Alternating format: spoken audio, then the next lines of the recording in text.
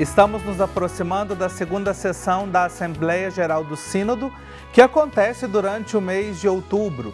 Neste e nos próximos programas, nós queremos apresentar os temas presentes no instrumento de trabalho. A primeira parte do Instrumentum Laboris procura definir os fundamentos da visão de uma igreja sinodal missionária, convidando-nos a aprofundar a compreensão do mistério da igreja. E para a nossa conversa, eu recebo um brasileiro que estará presente em Roma na sessão sinodal, Padre Agenor Brighenti, é presbítero da Diocese de Tubarão, em Santa Catarina, doutor em Ciências Teológicas e Religiosas. Ele é membro da Comissão Teológica do Sínodo e recentemente também assumiu a coordenação da Comissão Teológica do CELAM. Já esteve aqui com a gente em alguns programas, é sempre uma referência para nós nestes assuntos e por isso que eu recebo com muita alegria. Padre Agenor, seja bem-vindo à Igreja Sinodal. Muito obrigado, Marcos, por este convite, por essa oportunidade e podermos nos dirigir e dialogar, com aqueles que nos acompanham por tantos meios da comunicação social. Isso. Para você que está nos acompanhando, a gente, logo que o instrumento de trabalho saiu, nós fizemos um programa assim, de uma maneira bem geral, um panorama. O Dom Joaquim Moll esteve aqui conversando com a gente. Você pode rever este programa no YouTube. E hoje a gente começa, então, este aprofundamento. Eu tenho aqui comigo o instrumento de trabalho. Ele está dividido em 4 partes. Você pode também baixá-lo, buscá-lo na internet para também se aprofundar, retomar estes temas, porque é um documento para toda a igreja. Lógico que para aqueles, os padres e madres sinodais, para os peritos, mas todos nós precisamos de estar atentos. E eu quero trazer aqui, Padre Agenor, para este início de conversa, os fundamentos da sinodalidade que o instrumento de trabalho apresenta. Ele vem num formato diferente do instrumento da primeira sessão e aparece aqui logo neste capítulo um ponto muito importante, que é parte da Igreja, povo de Deus. Queria que o senhor pudesse falar para a gente um pouquinho, o porquê também de começar este fundamento da sinodalidade falando da Igreja, povo de Deus. O documento de trabalho para esta segunda assembleia, que conclui praticamente esse processo sinodal, ele justamente começa trazendo os fundamentos da sinodalidade. Quero começar primeiro explicitando o que se compreende, o que se entende por uma igreja sinodal. Parece algo óbvio, mas há diversas interpretações e cosmovisões. Existem também, às vezes, certas oposições a uma igreja constitutivamente sinodal. Então, o instrumento de trabalho, esse documento de trabalho, ele quer partir na Assembleia já de um consenso que se deu através do processo, o que nós entendemos por sinodalidade. E aí, nessa parte de fundamentos, que é a primeira parte do documento de trabalho, aqui se coloca 2 grandes fundamentos, que são os 2 pilares teológicos da sinodalidade. O primeiro deles diz respeito aos sujeitos da igreja, que são os batizados. Então, como é que a gente compreende a igreja como a comunidade dos batizados? E o segundo fundamento diz respeito à própria instituição eclesial, porque a igreja é um povo de Deus organizado. Então, o que significa uma igreja organizada também sinodalmente? Então, começamos com esse primeiro, uma igreja, quanto aos sujeitos, a comunhão de todos os batizados. Então, aqui, parece óbvio, mas foi toda uma discussão nesses anos, que são 4 anos praticamente já, de processo sinodal, como é que a gente pode conceituar, designar essa comunhão dos batizados na igreja numa perspectiva sinodal. O Concílio Vaticano II, em sua volta às fontes bíblicas e patrísticas, havia resgatado a concepção de igreja como povo de Deus. Mas é uma concepção que nas últimas 3 décadas que precederam o atual pontificado foi muito questionada, porque se dizia que povo de Deus não é? Pode dar a entender, não é? De que então é um povo em que não tem lugar para a hierarquia, para os ministros ordenados. Povo de Deus é uma categoria, né, dizia-se, sociológica, pode-se compreender também, não é, a partir de um certo basismo e que elimina magistério na igreja, ou quem preside e coordena. Então, toda uma discussão em torno da categoria povo de Deus, e aí se propunha, não é, a categoria igreja comunhão. Uhum. Mas aqui o instrumento de trabalho vai dizer e comunhão não é simplesmente um sentimento, não é simplesmente um desejo. Né? Comunhão diz respeito à comunhão de batizados, de pessoas, de sujeitos. Então, vai designar a igreja enquanto povo de Deus como um povo, diz aqui, um sujeito comunitário e, ao mesmo tempo, um sujeito histórico. Isso é importante, não é? Um sujeito comunitário, porque tampouco a igreja é um aglomerado de pessoas individualmente, não é? Arrebanhadas numa igreja massa. Não. A igreja, povo de Deus, não é a comunhão e a participação de todos os batizados em tudo na igreja. Não é? Aqui o texto vai dizer, não é? De que igreja, sujeito comunitário, povo de Deus, não é? Não é simplesmente a soma dos indivíduos, não é? Igreja, povo de Deus, é o nós da igreja. Então, as pessoas em comunhão conformam um nós, um sujeito comunitário, e, portanto, uma igreja toda ela corresponsável, toda ela ministerial, e tudo isso a partir do batismo. E, ao mesmo tempo, esse povo de Deus é um sujeito histórico, né, porque tem uma caminhada. A igreja tem 2000 anos, e nesta caminhada, esse povo de Deus vai caminhando com toda a humanidade, não é? E vai também constituindo a igreja. Sim. Não é? Aqui está também toda a questão da tradição. O que se entende por tradição da igreja, né? Tradição é a história do Espírito Santo na história de um povo que caminha na história. E, portanto, na igreja, nem tudo que nós temos na igreja hoje vem desde o princípio da igreja. E nem precisa vir. Que a igreja, segundo as necessidades e desafios, pode ir criando respostas aos problemas que vai encontrando. Mas, por outro lado, existem umas origens, e a igreja precisa também ser fiel, não é? E prolongar na história aquilo que Jesus pensou, não é? E projetou sobre a igreja. Não é? Que isso está também aí, evidentemente, né? Sob o discernimento desse mesmo povo.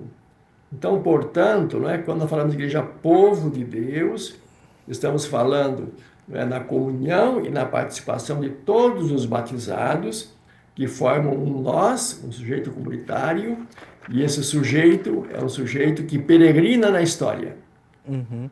E por isso que esse instrumento Labores vai começar dizendo, né? Em Cristo, luz dos povos, não é? Somos um só povo de Deus. Um só povo de Deus, né? Chamado a ser sinal e instrumento da união com Deus e da unidade de todo o gênero humano, de toda a humanidade. Então, um povo que peregrina na história, no seio de uma humanidade toda ela peregrinante, e somos chamados a ser sinal e instrumento desta comunhão, né, nossa, como seres humanos com Deus, e entre nós, né, não somente entre nós os cristãos, né, entre nós como igreja, mas a comunhão da igreja com toda a humanidade e peregrina, no seio da qual também o povo de Deus é um povo peregrino. Uhum. E é um ponto que me chama a atenção, Padre Agenor, aqui neste fundamento, que fala assim, de um primeiro passo que é necessário, que é a conversão, é a mudança de mentalidade, né, para que a gente possa identificar, recuperar este reconhecimento, essa identificação da igreja como povo de Deus. Porque nós temos, às vezes, nossas próprias concepções de igreja, nossos próprios vícios também históricos. Existem, às vezes, compreensões que não são muito bíblicas, que às vezes também se mesclam, não é, com influências da cultura, quando não também dos poderes deste mundo. Então aí está o chamado, não é, de a gente sempre como cristãos voltarmos às fontes bíblicas e patrísticas, não é, e buscarmos nos conformar com aquilo, não é, que a igreja desde os seus princípios foi projetada a ser. E isso não se faz, evidentemente, não é, sem conversão, sem também adequar-se, não é, àquilo que Jesus pensou sobre a igreja.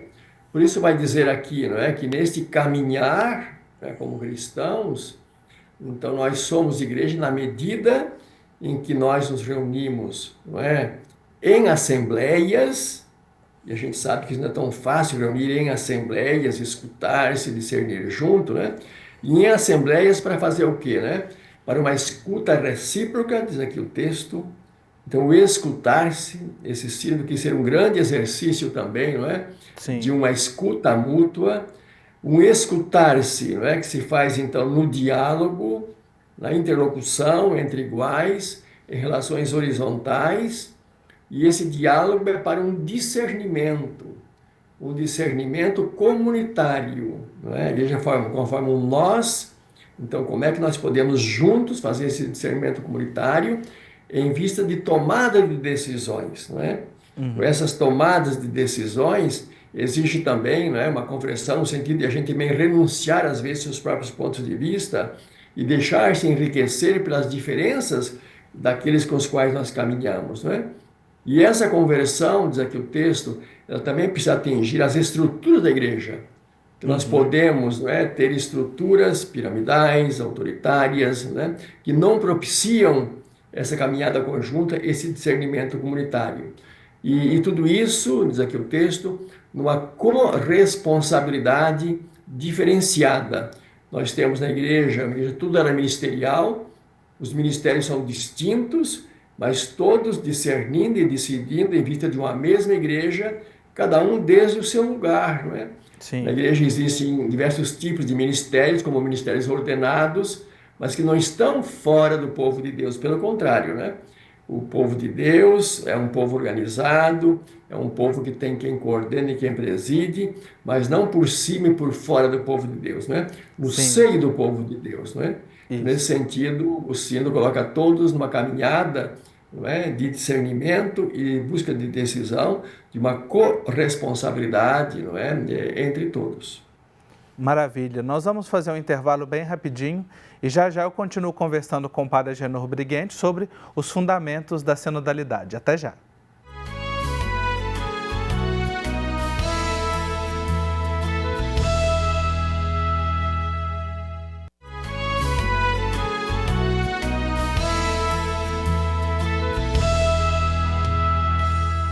Estamos de volta com o nosso programa Igreja Sinodal. Obrigado você que nos acompanha.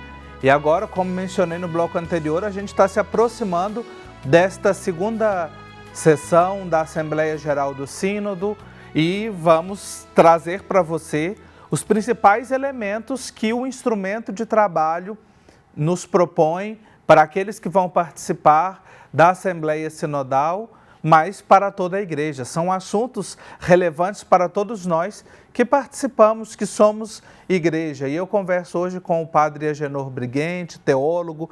Ele está na equipe de peritos do Sínodo e participou de grandes momentos da igreja, das conferências episcopais do nosso continente, né?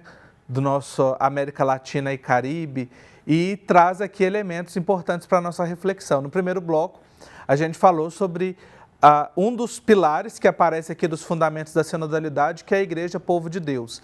E agora, Padre Agenor, o senhor mencionou esta relação da igreja, né? Queria que o senhor começasse aqui para nos ajudar a entender essa relação das igrejas, da igreja local, da igreja universal, e que aparece aqui também neste instrumento de trabalho.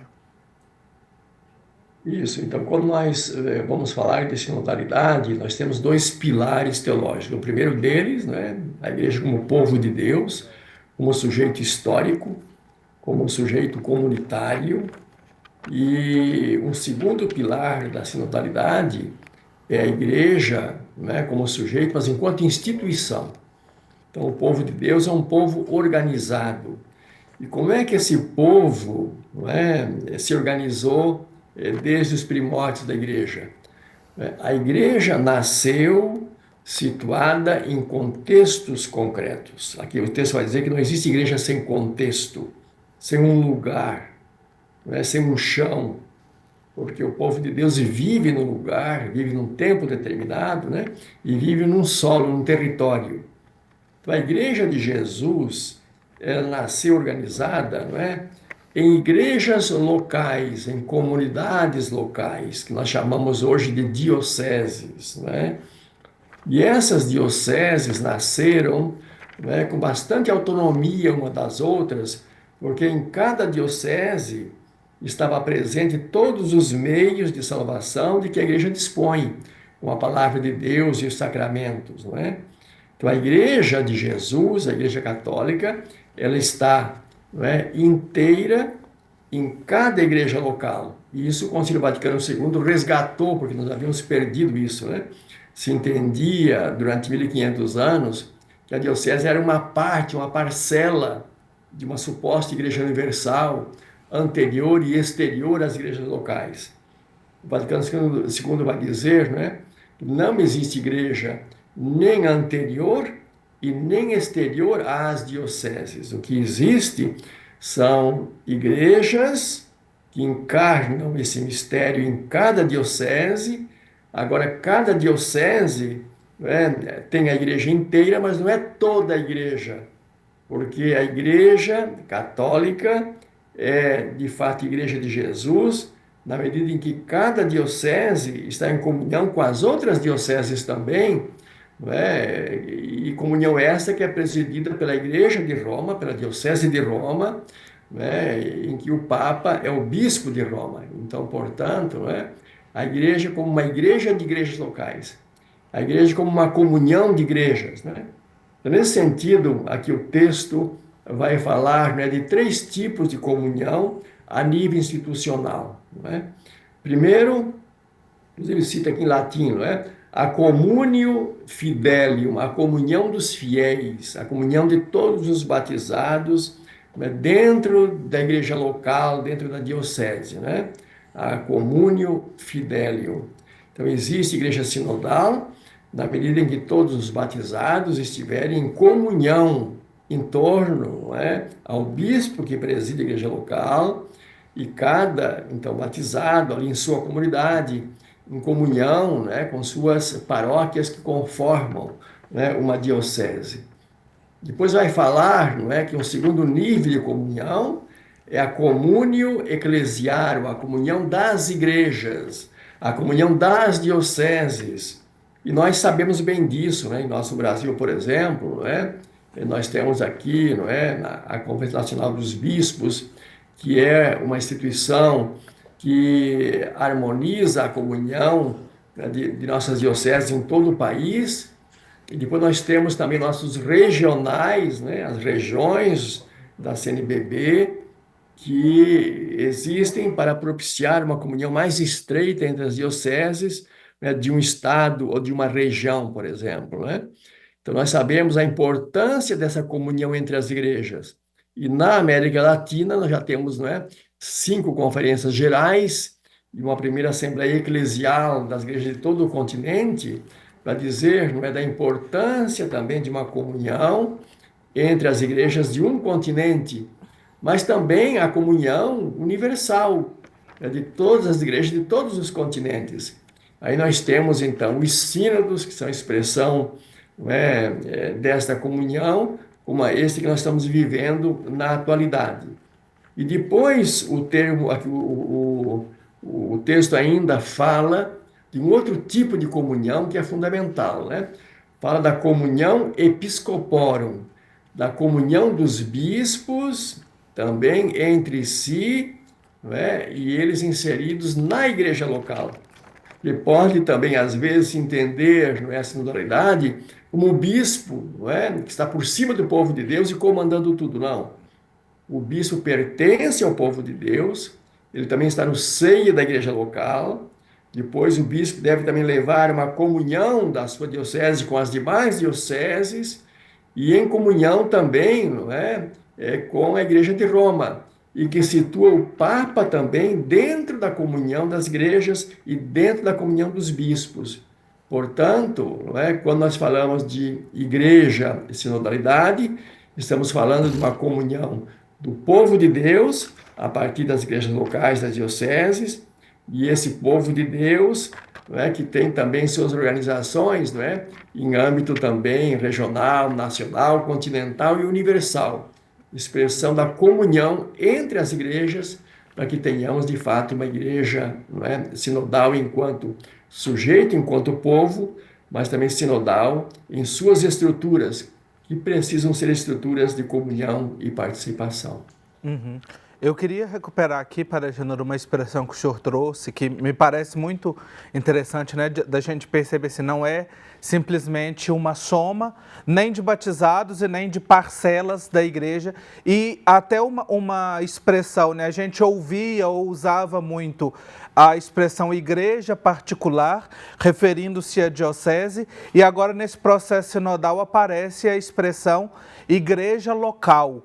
Né? Queria que o senhor reforçasse, porque acho que mais do que uma mudança de linguagem, de expressão, é também um sentido, um fundamento teológico da sinodalidade, não?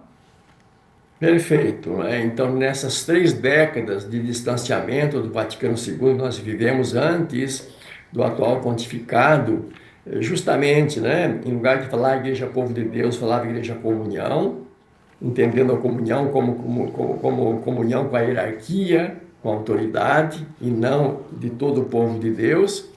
E também voltou a falar, né, em vez de igreja local, que é uma expressão do Vaticano II, voltou a falar, né, de igreja particular, entendendo a diocese como parcela de uma igreja universal que o Papa preside, não é, como igreja universal. Então, não é, esse sínodo, ele resgata aquilo que foi o Vaticano II, não é? Então não se fala mais de igreja comunhão no sentido, não é, de uma comunhão somente com a hierarquia, igreja povo de Deus, e não se fala mais também de igreja particular, como parcela da igreja universal, mas se fala da igreja que está presente num lugar, num território, porque o povo de Deus é um sujeito comunitário, é constituído por pessoas que participam nas comunidades, não é? Então, igreja local se refere justamente, não é, a essa igreja que tem no lugar sua presença como igreja católica, na comunhão com as demais igrejas, mas que tem também, não é, sua autonomia, no sentido, não é, de que a igreja inteira está presente em cada igreja local, na comunhão com as demais igrejas, e, portanto, não é, essa igreja que é inteira em cada diocese, não é uma sucursal de Roma, não é uma parcela, é porção do povo de Deus. E a porção contém o todo. Parcela é parte, porção contém o todo. Você vai dizer, né, que a igreja presente em cada diocese, né, é porção do povo de Deus, né? E, portanto, o povo de Deus, não é, está ali representado também, não é, em sua totalidade, não é, na comunhão com os demais povos. Maravilha. Eu quero agradecer ao Padre Agenor Brighenti. É sempre uma oportunidade grande de aprendizado ouvi-lo e com essa serenidade e profundidade nos ajudando neste processo. Então, agradecer e também desejar uma boa participação na Assembleia Sinodal no mês de outubro. Leve o nosso abraço ao Papa Francisco e a todos os padres e madres sinodais. Obrigado, Padre Agenor. Muito obrigado por essa oportunidade. Sem dúvida é um grande desafio que temos pela frente. Nós precisamos estar muito sintonizados no espírito, né, neste momento de discernimento e tomada de decisões, e as orações de todos e a comunhão entre nós todos vai ser fundamental para que nós continuemos sendo igreja povo de Deus, né, segundo aquilo que Jesus pensou, né, para a nossa igreja, né, sobre o dinamismo do espírito, que nos interpela a respondermos aos novos desafios nos tempos atuais. Muito obrigado por essa oportunidade. Um abraço muito fraterno a todos aqueles que nos ouvem, que nos acompanharam também neste programa. Obrigado. E você é meu convidado para a gente continuar esta reflexão na próxima semana. Vamos juntos, como Igreja Sinodal, construindo Agora vamos olhar para o segundo capítulo, a segunda parte, que trata sobre as relações. Eu espero você. Até lá.